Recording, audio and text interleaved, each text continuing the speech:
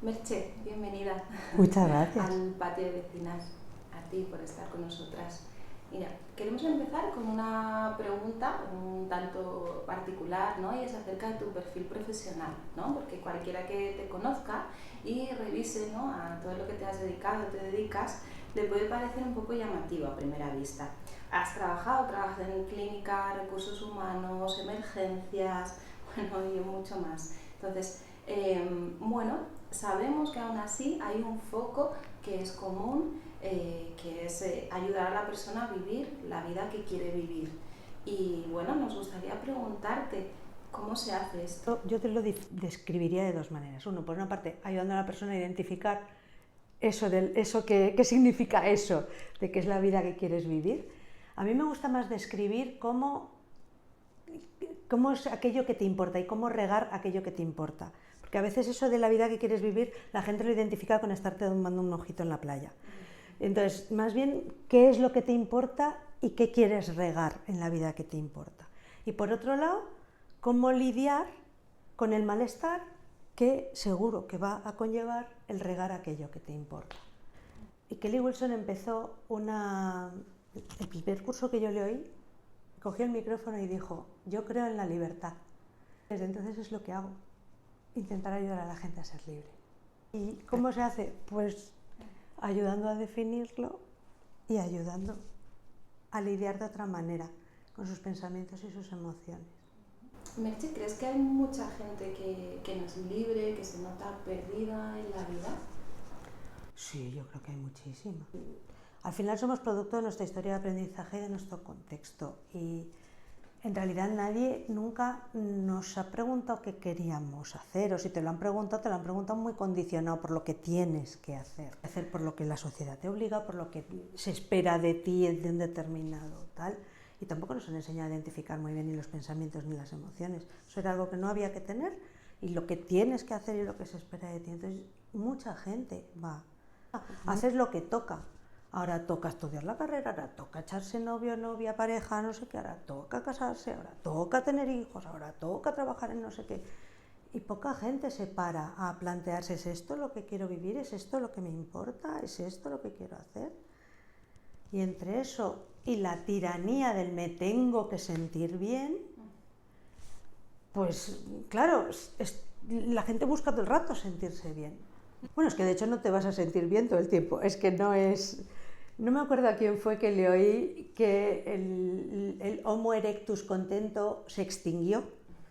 Es decir, realmente es que no es evolutivamente adaptativo estar bien todo el rato. Lo que puedes elegir es en qué inviertes tu energía, dado que digamos que no vas a estar bien en lo que llamamos estar bien, es decir, en sentir la emoción de alegría, euforia y todo esto. Porque estar bien yo creo que tiene más que ver con cultivar esas áreas que te importan y invertir energía en aquello que te importa. La gente, yo creo que mezcla sentirse bien, sentirme bien, con estar bien. Y mientras estás persiguiendo eso que no existe, lo que te haría feliz lo estás olvidando. La sociedad, incluso las redes sociales, es que todo te lleva a lo contrario. Es decir, cada vez nos encontramos, yo no llevo adolescentes, pero los adolescentes cada vez tienen más... Es decir, a lo que van es a cómo aparezco, cómo hago, cómo... A mí me sorprende muchísimo, por ejemplo, ahora ver la cantidad de gente que se hace skincare, un protocolo de skincare. Y se hacen unos protocolos de skincare que digo: ¿pero qué os pasa? ¿Que tenéis 15 años? Yo con 15 años me daba ni de gracias, pero ¿qué pasa aquí? Entonces es como que todo está muy volcado a lo que espera la sociedad de ti, a lo que te dicen que tienes que hacer, a lo que... Sí, es verdad. Y entre eso y que nadie te ayuda a buscar qué es lo que realmente te importa. Y cuando dices lo que realmente te importa, te dicen que eso es una tontería, que eso no lo hagas, que eso no es lo que debes hacer. Vamos un poco... No, resume muy bien el contexto, es verdad que nos empuja a tener, pues eso, a seguir muchos pasos acerca de casi todo, ¿no? Protocolos para, como dices, ¿no?, tener la piel de una manera, o el pelo, o el trabajo, o tu casa, ¿no? Y eso al final hace que, pues, que no seamos libres, ¿no? Que no somos libres, Realmente, ¿no? totalmente. Que a lo mejor hay quien le puede importar mucho tener una piel maravillosa y puede que hay quien no y aún así, ¿no?, se lo hace. Pero fíjate que hasta dudo que a alguien le importe tanto tener una piel maravillosa. Bueno, es un poco, ¿no?, Sí, no, pero está bien que hablemos de esto. Una de las preguntas que a mí me impactaron mucho cuando empecé a trabajar con terapia de aceptación y compromiso es: ¿qué te gustaría que pusiera en tu lápida? ¿Qué te gustaría que pusiera en tu tal? Yo no sé si hay alguien que le gustaría como la persona que más crema se dio por las mañanas, o la que más lechuga comió, o... Yo sospecho que está al servicio de la conexión con otros, de la pertenencia al grupo y de todo eso, ¿no? Vivir con evitación experiencial, Mercedes. Claro, totalmente. A mí me gusta mucho la evitación experiencial, es darte cuenta, efectivamente, como bien dices, ¿no?, que la evitación experiencial significa la evitación del malestar. El problema está cuando el malestar está pegado a aquello que te importa, porque también estás evitando aquello que te importa, ¿no? No evitando el malestar que está asociado a aquello que te importa. Y hablando justo de libertad, ¿no?, y de ser libre de elegir qué malestar estás dispuesto o dispuesta a gestionar, a lidiar con, mientras esté en el camino de aquello que te importa. Yo estuve interviniendo en el accidente de Spanair como psicóloga, y desde entonces yo tengo miedo a volar. Pero yo vuelo. Yo vuelo. ¿Por qué? Y me dan crisis de ansiedad, ¿eh? No os digo que me dan crisis de ansiedad. Para mí es muy importante viajar, me encanta viajar. No voy a permitir que la ansiedad me impida viajar. Eso no quiere decir que no tenga ansiedad. Quiere decir que la ansiedad y yo volamos. Vivir, regar aquello que te importa necesariamente va a conllevar malestar. Pero no vivirlo también conlleva malestar, porque el malestar está. Al final, esto depende de elegir qué malestar quieres sentir. ¿Qué malestar merece la pena? A mí la frase merece la pena me gusta muchísimo. ¿Merece la pena? Y eso es una alternativa a la evitación experiencial. Pero a veces la gente hasta cree, porque es lo que nos han dicho, que es que no puedes, con ese miedo no se puede vivir. Esta frase no la habéis oído muchas veces. Es que con ese miedo no se puede vivir. Bueno, parece que la gente vive bien con miedo, viven con miedo, cultivando la experiencia, cultivando aquello que te importa, evitando la evitación, valga la redundancia, experiencial, que hace que no vivas, que solo existas, que solo sobrevivas. También hay otro problema, ¿no?, que se nos plantea, no es que sea actualmente, ¿no?, es algo que viene desde siempre, ¿no?, pero es el suicidio, ¿no?, digamos que está un poco en boca de todos, ¿no?, esa problemática. Y bueno, nos preguntamos si desde tu experiencia, desde tu saber, ¿consideras que el suicidio es el extremo de esta evitación experiencial de la que estamos hablando? Bueno, evidentemente, o sea, por definición, dado que la evitación experiencial es evitación de la vida para no sufrir, sí, parece ser que el suicidio es el extremo en ese sentido. Pero es verdad que las personas con conducta suicida en general huyen de un sufrimiento muy, muy, muy alto. La única conducta que son capaces de emitir en ese momento es conductas de tipo suicida. Me preocupa mucho que suene como culpabilizante, y realmente lo hacen lo mejor que pueden y saben con lo que hay. Es decir, hay unos niveles de sufrimiento tan altos que la única salida que ven es dejar de vivir. Y ese sufrimiento a veces está provocado por emociones y por pensamientos propios, pero con mucha frecuencia está provocado por factores muy contextuales, por factores económicos, por factores laborales, por factores educativos, por el contexto en el que vives, ¿no? De forma tal que al final se ven abocados a no encontrar otra salida. Pero nos interesa también, y después qué, ¿no?, cómo se quedan las personas del entorno de la persona que se ha suicidado, ¿no? ¿Qué tipo de emociones sueles encontrarte ahí y qué tipo de reacciones también? El duelo por suicidio es uno de los más terribles y más difíciles que hay. De hecho, tanto es así que se les pone el nombre de supervivientes. Se llaman supervivientes porque dicen que el dolor que sufren es semejante al de los supervivientes de los campos de concentración. El estigma que rodea a la muerte por suicidio, también impregna de alguna manera a los familiares, a los allegados. La culpa aparece muchísimo, la culpa en las personas, se sienten súper culpables, aparecen muchísimos los porqués, aparecen muchísimo los y si hubiéramos hecho, y si yo hubiera, y si.